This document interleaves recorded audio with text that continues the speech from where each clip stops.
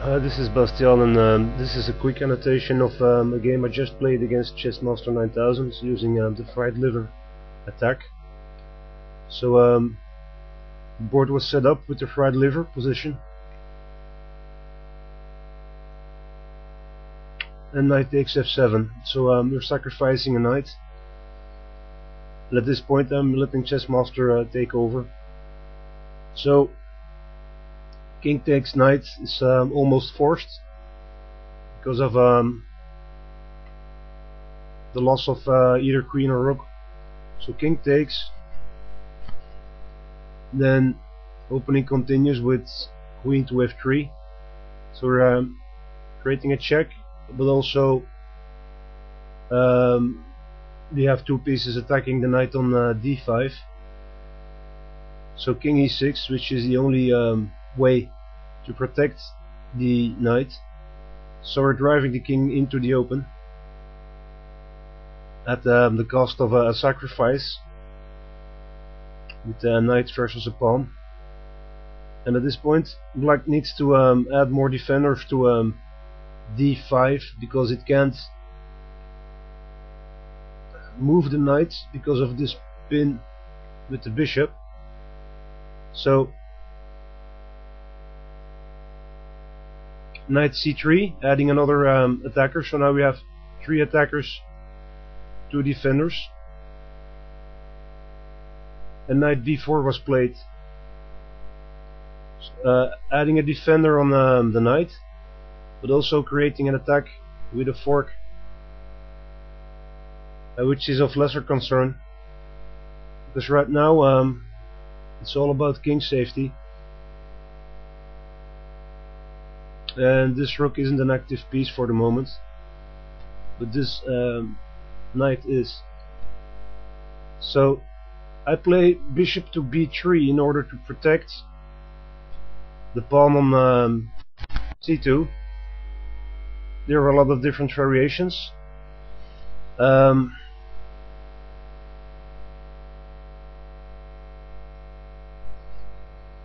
Some people play queen to e2 in order to protect the pawn. Some people castle to get the king out of danger, so there's no forced reply to the check. Some people play king to d1 in order to protect the pawn, or some play the aggressive a3 and allow the fork. So black's wasting a few moves here, but white still has the initiative. However, that's not my playing style.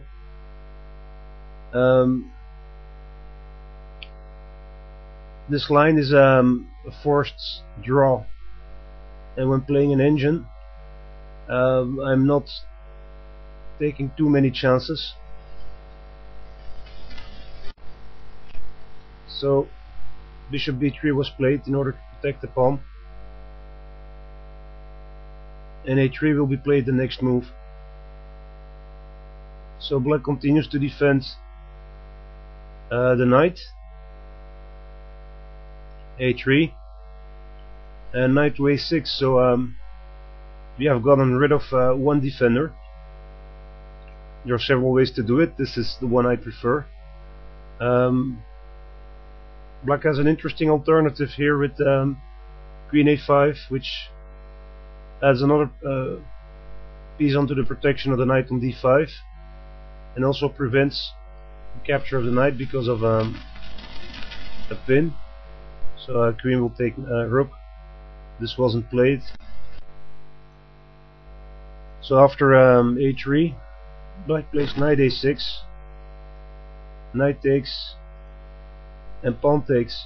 So now the whole idea is with this king hunt is to strip the defenders of the centralized king and get more and more pieces into an attacking position to attack the king. So d4 in order to remove one defending pawn, and bishop e7, castle Rook to the half open file, and queen finds a new home on e3.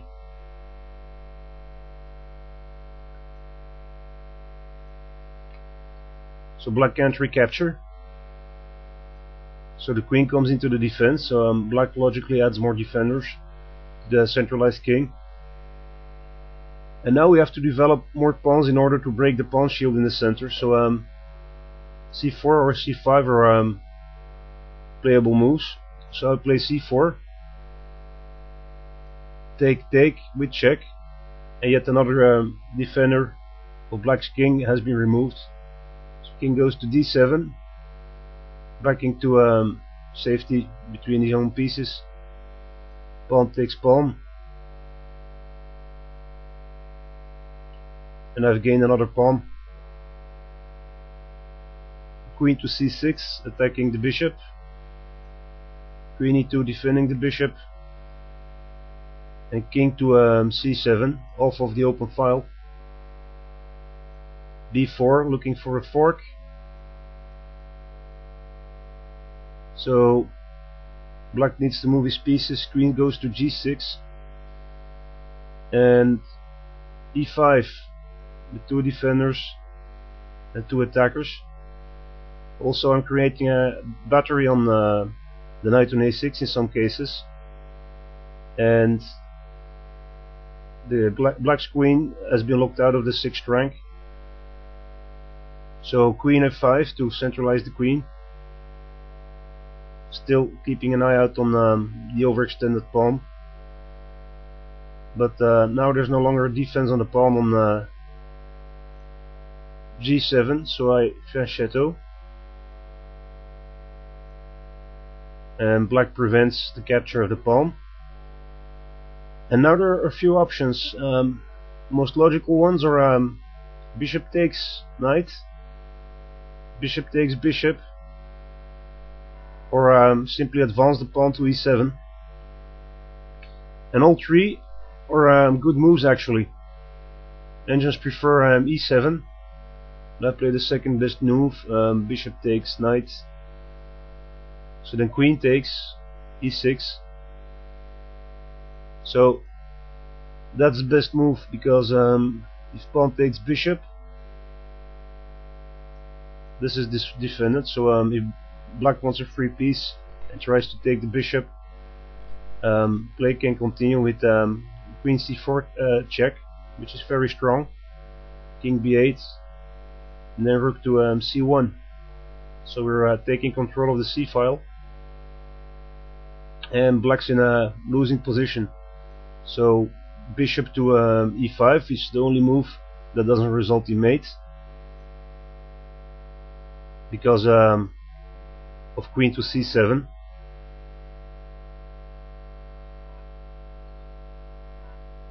So black can't capture a piece or move the queen into the defense. So bishop e5, which is best, but still losing for black. Then I can continue with e7, threatening promotion, and pawn takes rook, rook e8, rook fd1, and then if we see, say, rook takes pawn, we have bishop takes check, queen takes, and queen takes mate. So that can be played. If you have bishop takes bishop,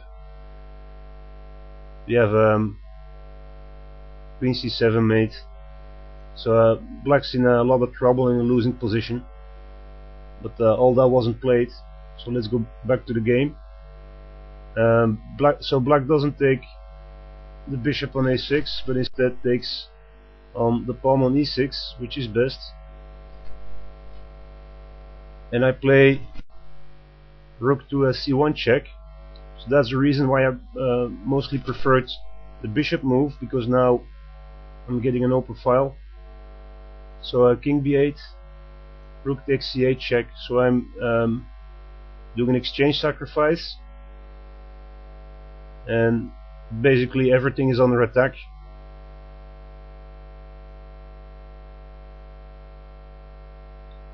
So queen takes back, rook c1 check. Oh, sorry, attacking the queen. And now if black moves the queen, let's say queen d8, we get bishop e5 check with a mate. So that can be played. If black moves the queen somewhere else, queen f5 for instance, then bishop takes bishop, and if say rook takes, we have queen e8 check with a mate in a next move.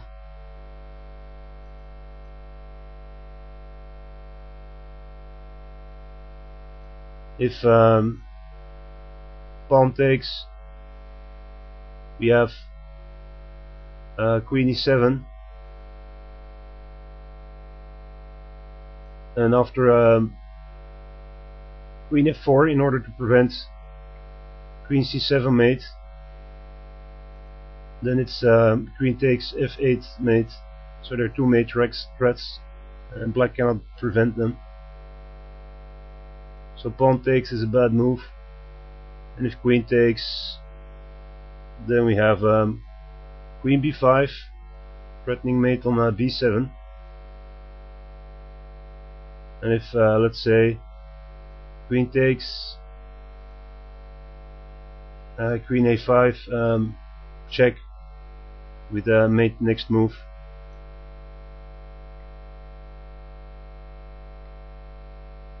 So it's clear black is in a lot of trouble, and he can't really recapture easily, because most moves lead to mate or material loss.